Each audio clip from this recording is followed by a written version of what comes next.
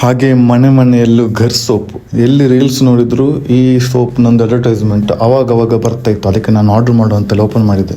ಇಲ್ಲಿ ನನಗೆ ಒಂದು ಸಣ್ಣ ಕನ್ಫ್ಯೂಷನ್. ಪ್ಯಾಕ್ ಆಫ್ 1ಗೆ 192 ರುಪೀಸ್, ಪ್ಯಾಕ್ ಆಫ್ 3ಗೆ 399, ಪ್ಯಾಕ್ ಆಫ್ 6ಗೆ 899.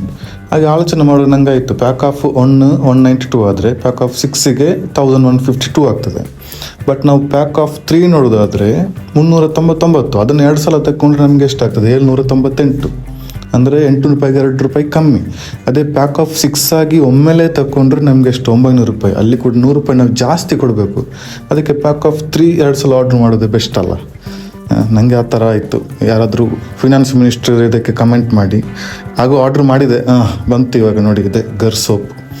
ನಾವು ಅನ್ಬಾಕ್ಸಿಂಗ್ ಆ್ಯಂಡ್ ರಿವ್ಯೂ ಮಾಡುವ. ಓಕೆ, ಅದರ ಬಟ್ಟೆ ಬಿಚ್ಚ ಇತ್ತು, ಅದರೊಳಗಡೆ ಬಬಲ್ ರ್ಯಾಪು, ಆಮೇಲೆ ಒಂದು ಬಾಕ್ಸ್ ಪ್ರೀಮಿಯಮ್ 3 ಘರ್ ಸೋಪು ಬಂತು ಇವಾಗ ಗರ್ಗೆ. ಮೊದಲಿಗೆ ಅಡ್ವರ್ಟೈಸ್ಮೆಂಟಲ್ಲಿ ಹೇಳಿದಾಗ ಪರಿಮಳ ಒಂದು ನೋಡುವ.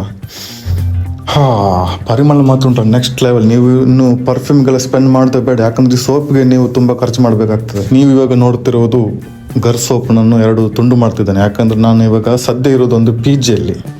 ಸೊ ಪಿ ಜಿಯಲ್ಲಿರುವಾಗ ನಾವು ಒಂದು ಫುಲ್ ಎಂಟೈರ್ ಸೋಪನ್ನು ಯೂಸ್ ಮಾಡಬಾರ್ದು, ಸ್ವಲ್ಪ ಕಮ್ಮಿ ಅದನ್ನು ಕಟ್ ಮಾಡಿ ಯೂಸ್ ಮಾಡೋದು ಒಳ್ಳೆಯದು. ಯಾಕಂದ್ರೆ ಉಂಟಲ್ಲ, ಸೋಪ್ ಒಮ್ಮೊಮ್ಮಲ್ಲಿ ಪಿ ಜಿಯಲ್ಲಿ ಬಾತ್ರೂಮಲ್ಲಿ ಕೆಳಗಡೆ ಬಿದ್ದರೆ ಮತ್ತೆ ಅದನ್ನು ಯೂಸ್ ಮಾಡೋದು ಬೇಡ ಅಂತ ಆಗ್ತದೆ. ಆವಾಗ ನಮಗೆ ತುಂಬ ಲಾಸ್ ಆಗೋದನ್ನು ಕಮ್ಮಿ ಮಾಡಲಿಕ್ಕೆ ಸಣ್ಣ ತುಂಡು ಮಾತ್ರ 25% ಆಫ್ ದ ಎಂಟೈರ್ ಸೋಪ್ ನಾನು ತುಂಡು ಮಾಡಿ ಸ್ನಾನ ಮಾಡುವಾಗ ತಗೊಂಡೋದೆ, ಬಾಕ್ಸಲ್ಲಿಟ್ಟು ಹಾಗೆ ತಗೊಂಡೋದೆ. ಓಕೆ, ಈ ಬಾಕಿ ಬಂದ ಸೋಪನ್ನು ಏನು ಮಾಡಿದೆ ಅಂದರೆ ಅದರದ್ದೇ ಕವರ್ ಇತ್ತಲ್ಲ, ಪರಿಮಳ ಹೊರಗಡೆ ಹೋಗಬಾರ್ದು ಅಂತ ಹೇಳಿ ಹಾಗೆ ಚಂದ ಮಾಡಿ ಅದೇ ಥರ ಕವರ್ ಮಾಡಿ ಅದರ ಬಾಕ್ಸಲ್ಲಿ ಹಾಗೆ ಇಟ್ಟುಬಿಟ್ಟೆ.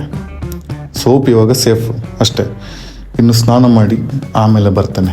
ಸ್ನಾನ ಮಾಡಿ ಫಸ್ಟ್ ಬಂದಾಗ ನೀವು ಮಾಡಬೇಕಾಗಿರೋ ಕೆಲಸ ಅಂತಂದರೆ, ನೀವು ಹೇಗೆ ಫ್ಯಾನ್ನೆಲ್ಲ ಹಾಕಿ ನಿಮ್ಮ ತಲೆ ಕೂದಲನ್ನು ಒಣಗಿಸ್ತೀರ ಅದೇ ಥರ ಇದನ್ನು ಕೂಡ ಒಣಗಿಸಬೇಕು.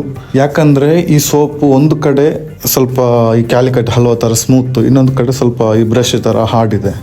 ಆಮೇಲೆ ಅದು ಬಂದ ಕವರ್ ಉಂಟಲ್ಲ, ಅದೇ ಕವರ್ ಒಳಗಡೆ ಹಾಕಿ ಒಣಗಿಸಿದ ಮೇಲೆ ಕವರ್ ಒಳಗಡೆ ಹಾಕಿ ನಾನು ಹಾಗೆ ತೆಗೆದಿಟ್ಟೆ. ನನಗೆ ಪಿ ಜಿಯಲ್ಲಿರುವಾಗ ಇದೆಲ್ಲ ಸ್ವಲ್ಪ ನಾನಂತ ಸೂಕ್ಷ್ಮವಾಗಿಡ್ತೇನೆ, ಯಾರು ಮುಟ್ಬಾರ್ದು. ಆಮೇಲೆ ಇನ್ನೊಂದು ವಿಷಯ ಅಂತಂದರೆ, ಇದು ಇವಾಗ ನೀವು ನೋಡ್ತಾ ಇರೋದು ನನ್ನ ಡೇ 1. ಇದನ್ನು ಸ್ಕ್ರೀನ್ಶಾಟ್ ತೆಗೆದಿಟ್ಕೊಳ್ಳಿ. ಇದು ಪ್ರಮೋಷನ್ ವಿಡಿಯೋ ಅಂತಲ್ಲ, ನಾನೇ ಒಂದು ರಿಹರ್ಸಲ್ ಮಾಡಿ ರಿಸರ್ಚ್ ಎಲ್ಲ ಮಾಡಿ ಒಂದು ಹಾಕು ಅಂತ ಹೇಳಿ ನನ್ನ ಒಂದು ಥಾಟ್. ಅದಕ್ಕೋಸ್ಕರ ನಾನು ಆರ್ಡ್ರ್ ಮಾಡಿ ಇದನ್ನು ಡೇ 1 ಅಂತ ಒಂದು ನಿಮಗೊಂದು ಫೋಟೋ ಕೊಟ್ಟೋದು. ಇದನ್ನಾಗೆ ಇಡಿ. ಇನ್ನೆಂಥ ವಿಷಯ ಅಂದರೆ, ಇನ್ನೊಂದು ಡೇ 30 ಡೇ 60 ಹಾಗೆ ಇನ್ನೊಂದು ಫೋಟೋ ಹಾಕ್ತಾನೆ ನಾನು. ಅಲ್ಲಿವರೆಗೆ ಇದನ್ನು ನೋಡ್ತಾ ಇರಿ. ನೋಡುವ ಹಾಗಾದರೆ ಮನೆ ಮನೆಯಲ್ಲೂ ಘರ್ ಸೋಪ್ ಹೇಗೆ ತನ್ನ ಹಾವಳಿಯನ್ನು ಮುಂದೂಡಿಸ್ತದೆ ಅಂತ ಹೇಳಿ ಕಾದು ನೋಡುವ.